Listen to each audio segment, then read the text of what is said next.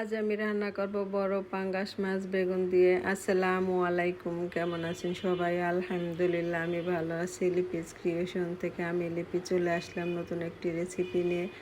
প্রথমে আমি এক এক করে মশলাগুলো সব দিয়ে দিচ্ছি। প্রথমে বাটা মশলাগুলো দিয়ে দিব জিরে বাটা, পেঁয়াজ বাটা, রসুন বাটা আর আদা বাটা। এখন বাটাগুলো দিয়ে আমি হলুদ, মরিচ আর ধনিয়া গুঁড়া দিয়ে দেব, আর দেব স্বাদ মতো লবণ। এখন মশলাটা ভালো মতো কষিয়ে আমি এর মধ্যে একটু পানি অ্যাড করব। পানি দিয়ে আমি এর মধ্যে মাছগুলো সব দিয়ে দেব। মাছগুলো দিয়ে আমি মাছটা ভালো মতো একটু কষিয়ে নেব।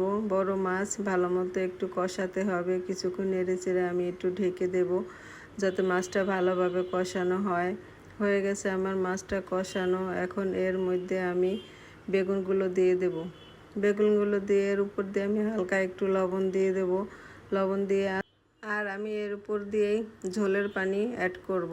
ঝোলের পানি দিয়ে আমি কিছুটা কাঁচামরিচ উপর দিয়ে ছড়িয়ে দিয়েছি। এখন আমি আলতো করে একটু নেড়ে চেড়ে দেবো যাতে মাছটা ভেঙে না যায়। এখন আমার প্রায় হয়ে আসছে তরকারিটা, তাই নামানোর আগে আমি একটু জিরে গুঁড়া আর এর উপর দিয়ে ধনিয়া পাতা ছড়িয়ে দিলাম আর দিলাম কিছুটা ব্রেস্তা। হয়ে গেছে আমার তরকারিটা। মাশাআল্লাহ, তরকারিটা খেতে অনেক মজা হয়েছিল। ধন্যবাদ সবাইকে। আল্লাহ হাফেজ।